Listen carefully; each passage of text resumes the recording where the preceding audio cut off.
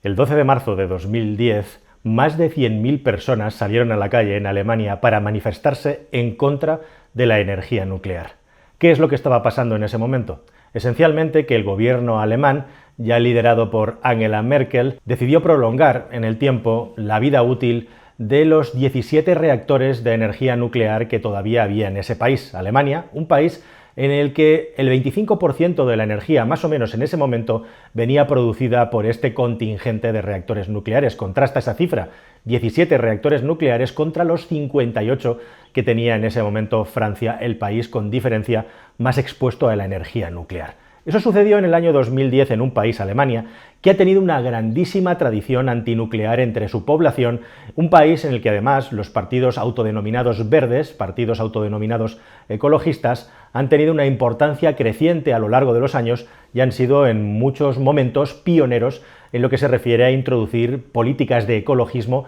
dentro de lo que es las decisiones generales del propio Estado. Eso sucedió en el año 2010, pero en el año 2011 ocurre el desastre de Fukushima. Y entonces pasa algo muy llamativo y sorprendente. A pesar de que las circunstancias de Fukushima son muy distintas a las circunstancias de las centrales nucleares alemanas, en Japón, centrales nucleares 100% de capital privado y algunas situadas en un lugar completamente erróneo, cerca del mar, y proclive a poder recibir situaciones extremas climáticas o geoclimáticas, como fue el tsunami que destrozó aquella central nuclear, contra unas centrales nucleares alemanas que tienen capital mixto público-privado, con lo cual el Estado tiene ahí algo que ver, e igualmente también que no tienen los riesgos de catástrofes climáticas como los que suceden en una isla del Pacífico. La cuestión es que prácticamente 24 o 48 horas después del desastre de Fukushima, Angela Merkel salió públicamente a elaborar un plan en el que se acababa con el funcionamiento de las centrales nucleares con la vista puesta en el año 2022, el año en el que estamos ahora mismo. Y no solo eso, sino que justo unas horas, unos pocos días después de ocurrir el desastre de Fukushima, 6, 7, 8 reactores nucleares alemanes fueron desconectados para no volverse a encender nunca más. ¿Y qué es lo que ha pasado a continuación? Pues ¿qué tal, mis queridos amigos? Bienvenidos a un nuevo viaje en el cascarón de nuez. El resto es historia. Forzada por la presión social, los políticos pusieron en marcha un plan para acabar con la energía nuclear en un país que todavía en esos momentos dependía en más de un 20% de la energía del carbón que estaba quemando, y con las centrales nucleares podía compensar esa quema de carbón masiva que no paró de aumentar en la década que va desde 2010 hasta 2020, mientras las centrales nucleares se iban desconectando. Y al mismo tiempo también, y por supuesto, y lo más importante, crecía, al margen del carbón y de la nuclear, el uso de la otra gran fuente fósil que es usada para generar energía de manera masiva y que además es crucial para las industrias más pesadas y demandantes de mucha energía, como es el gas natural. Un gas natural que venía proporcionado de una manera masiva por una Rusia que en esos momentos vio una grandísima oportunidad de poder estrechar lazos económicos, vínculos con una Alemania todopoderosa, en la que ya había, como digo, un gran debate entre los antinucleares, anti-energías fósiles, y los pro-energías fósiles y pro-economía del país, podríamos decir, pro-desarrollo de una Alemania que entre el año 10 y el año 20 creció en el mundo de la exportación enormemente. Y así, Alemania se lanzó a los brazos del gas ruso barato, proporcionado por un Vladimir Putin que volvía al poder después de haber estado un tiempo pausado, un pequeño tiempo, para luego perpetuarse. La conexión entre Alemania y Rusia es muy fuerte también culturalmente. Sin ir más lejos, una parte importante de Alemania, la RDA, fue parte del espectro soviético controlado con mano férrea por Rusia, el bloque comunista, durante toda la Guerra Fría. Y después de la unificación de Alemania, pues se dio el milagro del crecimiento y de la absorción alemana de una manera absolutamente modélica, y de hecho Angela Merkel es una política que nació en la RDA, en la antigua Alemania soviética. Y resulta también que Vladimir Putin, que a pesar de lo que se dice por ahí, ni mata osos con un meñique, ni fue un espía que estaba al lado del presidente de los Estados Unidos en visitas a Rusia, en esta foto famosa que ha hecho correr tantos ríos de bits por las redes, no es un superhéroe Vladimir Putin, pero lo que sí que fue Vladimir Putin fue un espía ruso que estuvo viviendo muchos años en la RDA y que habla perfectamente alemán. Tenemos a Angela Merkel, alemana, de la RDA, a Vladimir Putin, que ha crecido y se ha desarrollado profesionalmente toda su juventud en la RDA, y por lo tanto uno y otro lo tenían muy fácil para entenderse puesto que habían mamado las mismas culturas y hablaban en la misma lengua. Así que Merkel y Putin se hicieron aliados de conveniencia. A Rusia le interesaba fortalecer su conexión con Alemania para vendernos de una manera masiva su gas, mientras Alemania necesitaba el gas ruso más que nunca, puesto que en el camino hacia la descarbonización estaba apagando la fuente más descarbonizadora de generación masiva de energía que conocemos, que es la energía nuclear hasta el momento, mientras, como digo, seguía dependiendo del carbón autóctono, que no supone un gran problema de abastecimiento en Alemania. Alemania, un país, por supuesto, que ha sido líder y modelo durante los últimos 30 años en el crecimiento de las energías renovables y que ha visto cómo está en el ranking siempre en el top 5 de los países con más energía eólica instalada, pero sobre todo más energía solar. Líderes en eso, pero se demuestra igualmente que a pesar del gran crecimiento en las energías renovables de Alemania, el proceso, la transición es extremadamente lenta, precisamente porque las energías renovables son intermitentes e igualmente también no dan energía durante todo el día en el caso de la solar. Sería interesante que, además de llamarlas energías renovables, que yo creo que todos, absolutamente los seres humanos del mundo, con dos dedos de frente, deseamos que crezcan, que se desarrollen y se expandan, pero si tenemos además un tercer dedo en la frente, tenemos que saber también que además de renovables son intermitentes y que es muy difícil que solo las renovables puedan suplir de una manera eficiente todas las necesidades energéticas de un gran estado todos los días del año a todas horas. Para eso falta mucho y el mejor ejemplo es una Alemania que lleva invirtiendo en renovables durante 30 años. Dicho todo esto, en Alemania en los últimos 10 años la influencia del oso ruso ha crecido en demasía por el asunto del gas, y si esta anécdota de Angela Merkel te parece poco potente, tenemos otra mejor, que es el hecho de que incluso un ex canciller alemán, Gerhard Schröder, ha estado directamente vinculado a Rusia, completamente comprado por la pasta de los rublos rusos, y ha estado haciendo durante todos estos años lobbying a favor de empresas como Rosneft, en la que ha participado en su consejo de administración,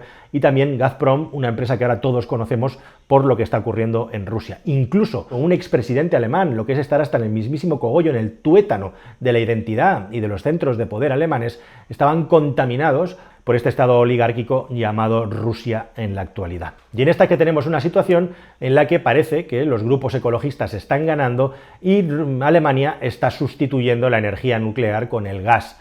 que le viene de Rusia. Un gas, por cierto, que aunque parezca mentira, al margen de las alarmas, las alertas y la educación errónea que se nos ha dado desde que somos niños contra la energía nuclear por su conexión directa con el asunto bélico, con las bombas nucleares y con los desastres nucleares que pueden ocurrir en el planeta Tierra si se utiliza de una manera lesiva, de una manera negativa, pues nos encontramos que, por ejemplo, el gas natural, a pesar de todo, es un gas que emite muchos más gases de efecto invernadero en su uso para generar energía que la energía nuclear. De hecho, la energía nuclear es de las que menos gases de efecto invernadero emite a la atmósfera. Son 12 gramos por kilovatio hora aproximadamente emitidos contra los 185 que emite una energía muy eficiente como es la de quemar gas natural. Pero es que incluso, aunque resulte increíble, resulta que emite más radiación al entorno utilizar el gas para generar electricidad que la propia energía nuclear. Son 8.800 becquerelios los que emite igualmente en ese ciclo la energía generada por el gas contra los 19 becquerelios que emite al ambiente, al entorno,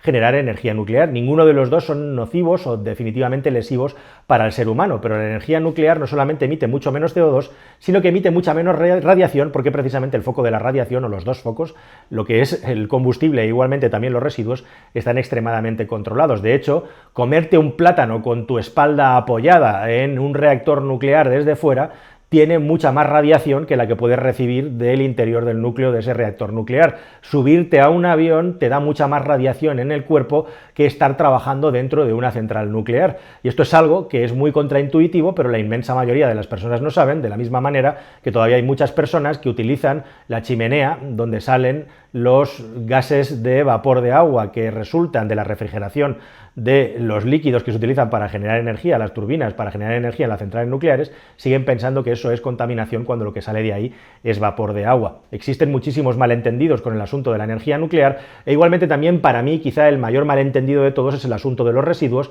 que es la mayor pega que se le pone a la energía nuclear, puesto que los accidentes nucleares, al igual que han sucedido con los accidentes aéreos, existen y han existido, pero la tasa que nos ofrecen de personas fallecidas después de estos eventos es muy inferior a la del uso de cualquier tipo de energía que te puedas imaginar. Y como digo, el asunto de los residuos es seguramente el mayor malentendido que hay con el asunto de la energía nuclear, porque los seres humanos no somos capaces de concebir que los residuos de la energía nuclear se pueden contener y confinar en un espacio muy pequeño proporcionalmente, y una civilización, la humana, que ha llegado a la Luna y que ha hecho cosas increíbles, que se promueva y se diga que no tienen la capacidad de vigilar y controlar unos contenedores de residuos que caben en un espacio inferior al de un campo de fútbol, es verdaderamente increíble y difícil de creer, cuando además se pueden dedicar recursos a estudiar tecnologías y desarrollos tecnológicos que aceleren la descomposición de esos residuos o que permitan reutilizarlos en el futuro. Pero con esas andamos. Somos capaces de acabar y destrozar el planeta, de generar problemas gigantescos y millones de muertes por no tener en el otro lado de la balanza un campo de fútbol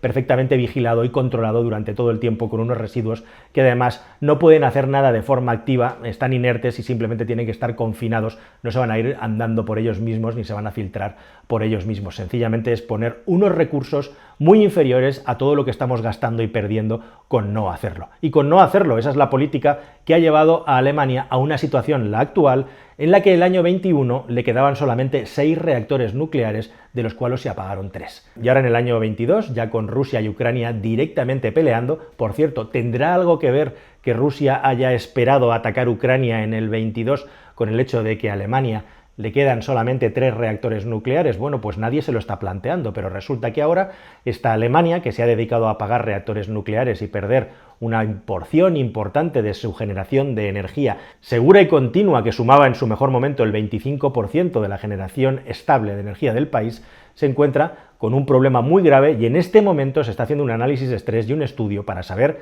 si esos 3 reactores nucleares que quedan se mantienen, e igualmente también, si es necesario, esos otros 3 que se apagaron en el 21 y todavía son recuperables, se acaban recuperando para poder tener un mix energético, ojo, ya no digo para tener la industria alemana completamente boyante, sino para pasar el invierno. Y mientras tanto, en la industria alemana, un gravísimo problema en el que ya se está planteando de manera muy seria que muchas industrias se vayan del país, y cómo de rebote el efecto dominó está afectando a toda Europa, desde el norte hasta el sur,